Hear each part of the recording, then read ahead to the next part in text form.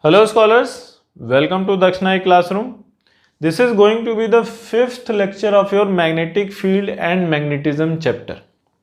In this lecture, we are going to talk about what happens when a charged particle moves inside a region which has both magnetic field as well as electric field. Until now, we have seen what happens if a charged particle moves inside a magnetic field only. But what if they move inside both magnetic field as well as electric field? So let us list down the topics which we are going to cover in today's lecture. So the first topic which we will talk about is motion of charged particle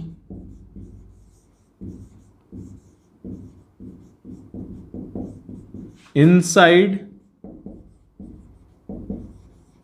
both electric as well as magnetic field. That is the first topic which we will talk about. Second topic which we will talk about is nothing but a special application of this property. What is the application? Velocity selector. There is something called velocity selector. This uses the property that what happens if a charged particle moves both electric field as well as magnetic field. So velocity selector. And third, this will also be an application of this. Third will be your cyclotron, which we will see what actually is a cyclotron. So first let us talk about what happens if a charged particle moves inside a region where both electric as well as magnetic fields are present. So if in a given region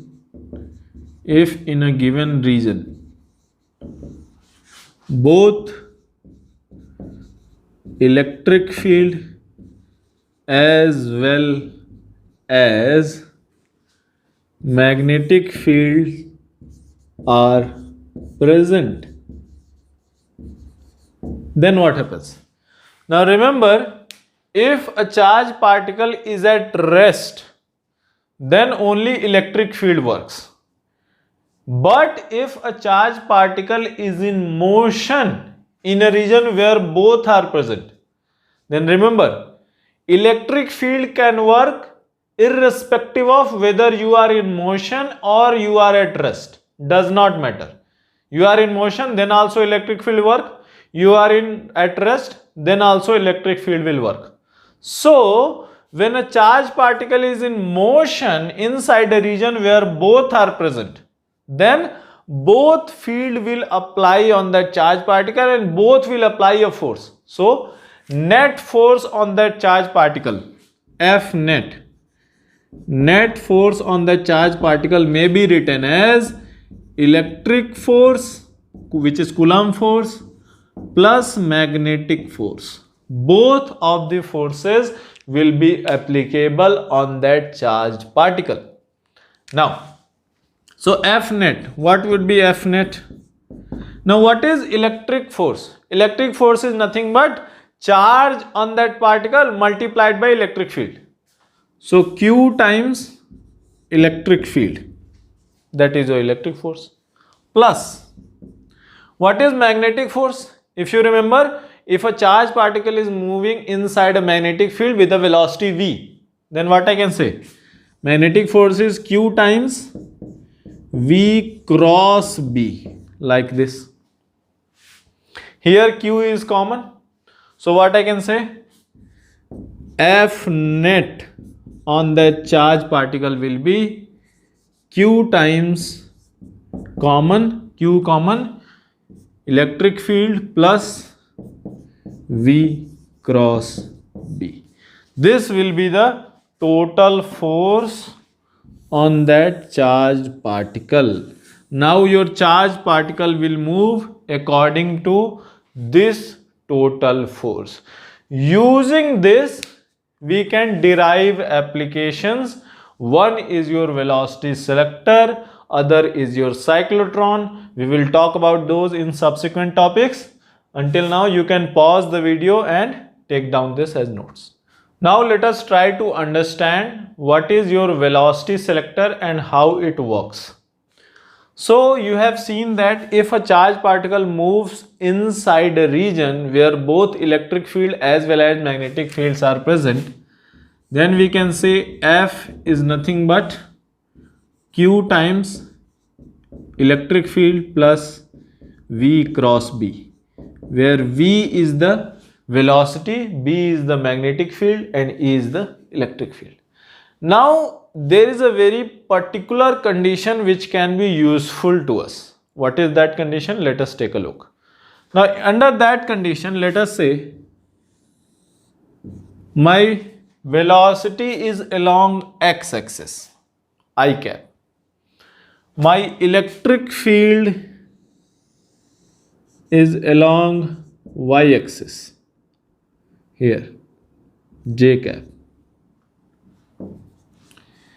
And my magnetic field is along z-axis.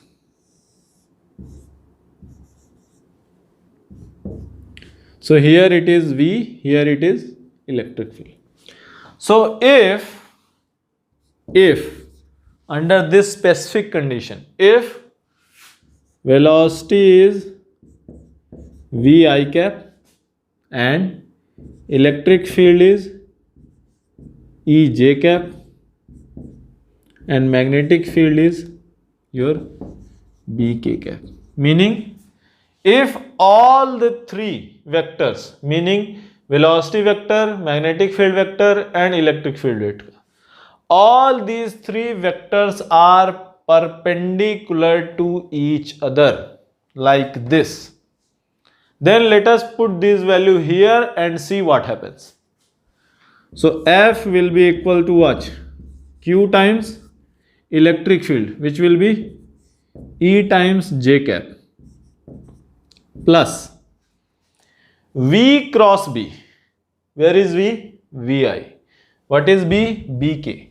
I cross k is what? I cross k is minus j. So that will be your minus of Vb j cap, like this. Now this is the total force on your particle.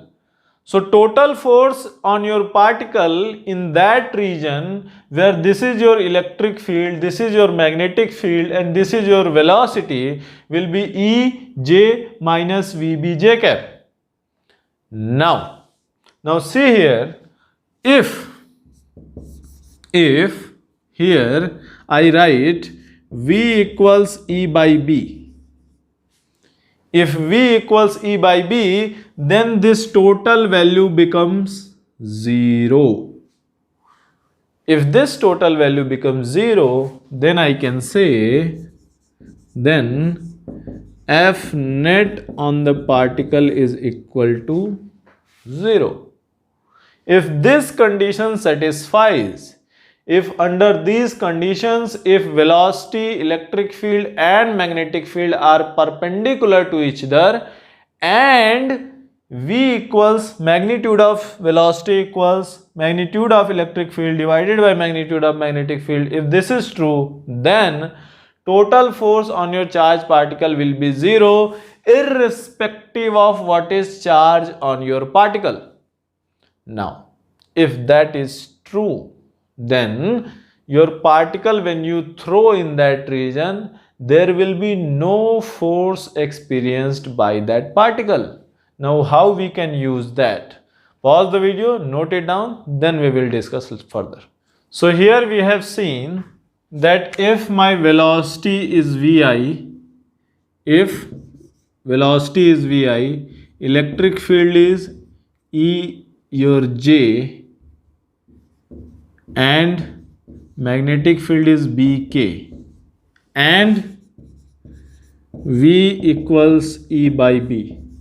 If this is true, then F net force on the particle is 0.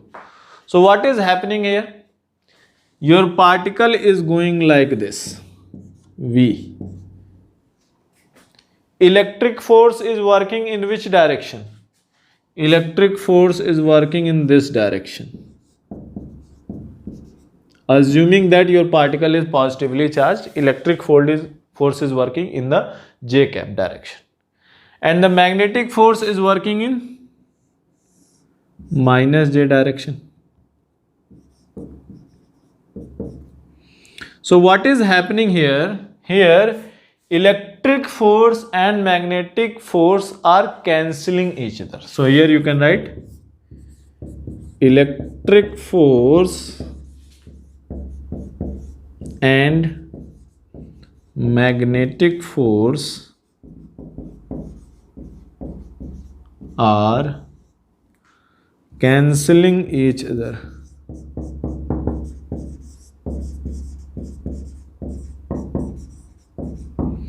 So when they are cancelling each other, how we can use this? Now see here.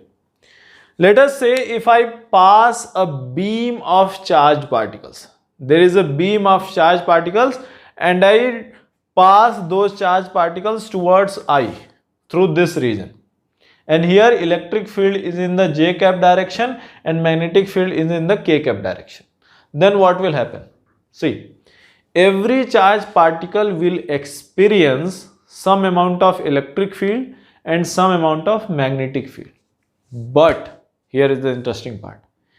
If the speed of the charged particle satisfies this condition, if the speed of the charged particle satisfies this condition, then what will happen? That charged particle will not experience any force. And if that charged particle will not experience any force here, that will go straight, undeviated. While the other charged particles which do not have speed in this ratio, what will happen with them? They will get deflected. So you throw a beam of charged particles in this direction. Only the charged particles which have speed in this ratio, they will go undeflected, while the others will get deflected. Others will move some like this, some like this. Only this speed particles will go undeflected. So what is happening? Initially, you had a mixed bunch of particles. There were particles of every speed in your beam. But now, only those particles which have this particular speed are going straight. Others got deflected. So in this way, you are able to separate this speed particles. Why? How you can separate? Because if the particles have this speed, they will go straight. Others will get deflected. So we will keep separate. We will get separate particles with speed equals magnitude of electric field divided by magnitude of magnetic field. So this way we can separate particles of a particular speed from a beam of particles. So here you can write particles with speed V equals E by B will go undeflected.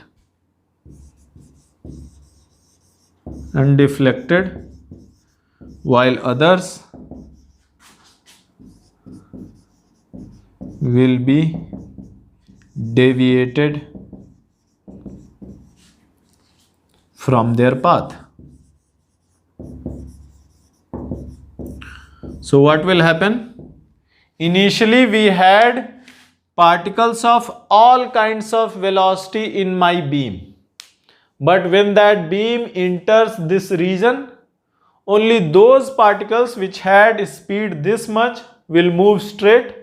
Others, some will move up, some will move down, others will get deflected. So that way you will able to separate this speed particles from the rest of the charge particles. So that is why it is called velocity selector, because we are using this property to separate particles of a specific velocity. Which velocity? This velocity. So this velocity particles will be separated from the rest of the particles. You can pause the video and note it down. So let us try to solve a question based on velocity selector, which we have just studied. The question is, a charged particle with a speed 2 into 10 power 3 meter per second, that is a very high speed, goes undeflected through a region with magnetic field 1.5 Tesla. Then find the magnitude of electric field present in the region. Now what we have seen, that only specific speed charged particles can go undeflected. Other charged particles will be deflected. So what is that specific speed? What is that specific speed? So here that specific speed is how much? V equals E by B. So if your charged particle has to go undeflected, then speed of that charged particle must be magnitude of electric field divided by magnitude of magnetic field. Now here V and B are given to us, we have to find magnitude of electric field. So E can be written as B times V. Magnitude of magnetic field times speed. So electric field is equal to B. What is B? 1.5 Tesla. What is V? V is 2 into 10 to the power 3 meter per second. So this will be your how much? 3 into 10 to the power 3. 3 into 10 to the power 3 Newton per Coulomb. That is your magnitude of electric field. So this way you can use velocity selector to separate particles of a specific speed from a mixture of particles with varying speeds. Now you can tune your magnetic field and electric field. You can change the magnitude of magnetic field and electric field to change which velocity particles you need. If you want very high speed particles, then you can reduce your magnetic field. If you want very low speed particles, then you can increase your magnetic field or decrease your electric field. So you can maintain or you can fine tune this ratio depending upon which speed particle you need. Now let us try to understand how your cyclotron works. Now what actually is a cyclotron? Cyclotron is nothing but a device which is used to accelerate charged particles to a very high speed. So if you want to write what is cyclotron, then you can simply say a device used to accelerate charged particles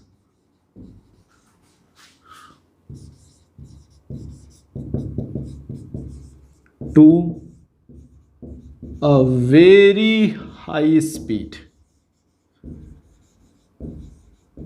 Now as you already know that only electric field can accelerate a charged particle. A magnetic field does not do any work on a charged particle. So kinetic energy or the speed of the charged particle cannot change due to a magnetic field. So why do we need a cyclotron? We can just apply electric field.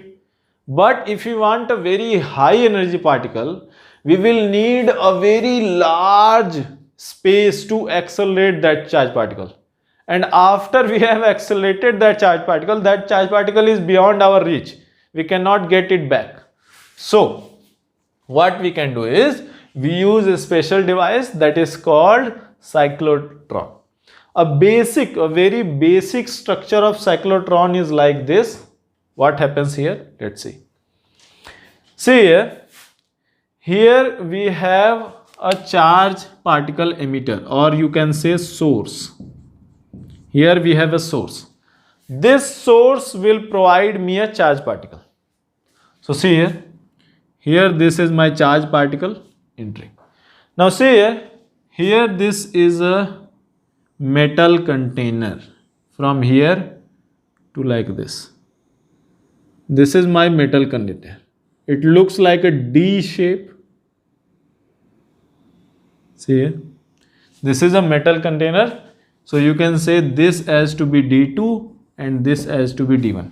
I have two metal containers, D1 and D2. Why they are called D? Because they look like a D alphabet of English. So first things, D1 and D2 are connected to an oscillator.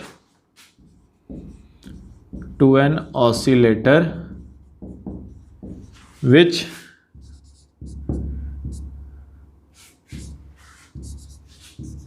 creates a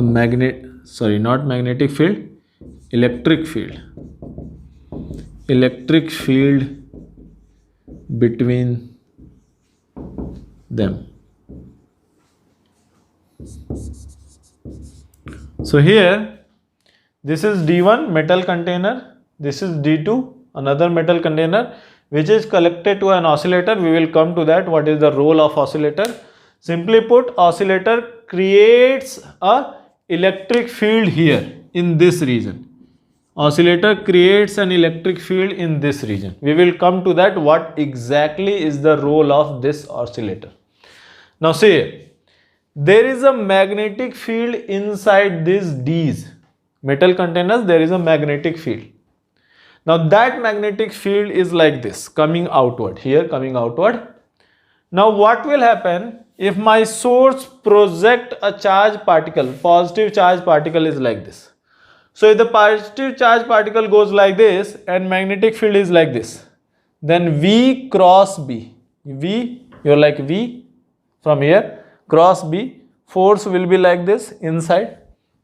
So if from here let us say a proton or let us say a positron, it goes like this, here it goes in a circle. After completing half circle, here that particle exits your D2, and when then it exits that D2, what happens? Here at the time it exits that D2, here electric field is in this direction, like this. So if the electric field is in this direction, what will happen? Your charge particle will be accelerated, because electric field can accelerate your charge particle. Electric field accelerates your charge particle in the direction of field. So here your charge particle will be accelerated. After some time your charge particle will reach this point. Again there is a magnetic field. Again this charge particle will move in a circle like this from here to here. After completing half circle, again this charge particle will try to exit this D1. Now remember, when it is exiting that D1, now see, if I keep my electric field like this, then what will happen? Now this charge particle is going like this. So if the electric field is still this way, then what will happen? Then this electric field will further reduce the speed. So once increasing, one reducing, no effect. The whatever speed or kinetic energy you increased here, the same kinetic energy will be decreased here. Then what is the benefit? No benefit. Here comes the use of oscillator. What an oscillator does is, it changes the polarity of your field. It changes the polarity of your connection here. Meaning, when the charge particle was coming from here to here like this, this oscillator will maintain the polarity of your charge of your here field such that electric field is this direction. And by the time your charge particle reaches this point, it will change your electric field. This is the work of your oscillator. By the time your charge particle reaches here, oscillator will change the electric field to be in this direction, so that electric field can once more accelerate your charge particle. So once more that charge particle will come here, it will go in a circle like this. Now you may be asking, sir, why the radius of the circle keeps on increasing? Remember, what was the radius of your charge particle moving inside a uniform magnetic field? Remember, what was the centripetal force? mv square by r was equal to qvb. V cancel, r was equal to mv by qb. So this is the radius of your charge particle. Here q is constant, b is constant, mass is constant, but electric field is accelerating your charge particle. And as the electric field is accelerating the charge particles, velocity increases. So radius of your circle in which your charge particle will move inside the D's keeps on increasing. So because of that. So when the charge particle reaches here, it goes in a circle of slightly bigger radius. It reaches here. Now see, when it reaches here, if the electric field remains same, then this electric field will try to decrease its velocity. But we don't want that. We want our velocity to keep on increasing, and that is the role of oscillator. As soon as your charge particle reaches here, your polarity of the field changes. Now electric field will change and again become like this. So again electric field will accelerate your charge particles, and this keeps on going. From here, again slightly bigger radius here, again polarity changes, again accelerate, again here comes, again polarity change, again accelerate, again here, again polarity change, again accelerate, and that way radius of your charge particle circular motion keeps on increasing, and radius keeps on increasing, and its velocity or speed keeps on increasing. So that way you can increase the velocity of your charged particle. And when you have enough speed or the desired speed, there is an exit portal. From this exit portal, you can take your charge particle out, or here you can put a detector. Here you can put a detector and you can perform whichever experiment you can want. So high energy charge particles can be generated using your oscillator. This is a very simplified version of your oscillator. Now keep that in mind. In order for the oscillator to work, the polarity of electric field should change exactly same time when the particle is entering here.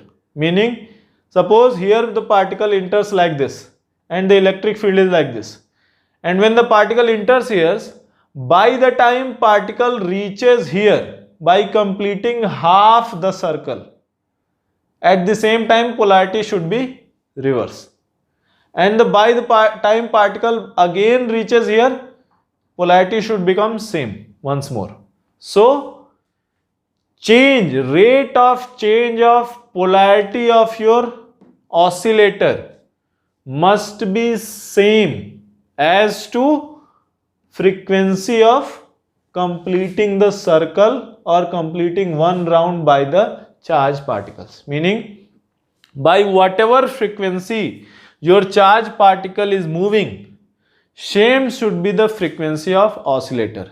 In that way, electric field can be maintained to always accelerate your charge particle. If that is not true, then sometimes electric field will decelerate your charge particle, sometimes it will accelerate, and it will be of no use to us. We want our charge particle to keep on accelerating.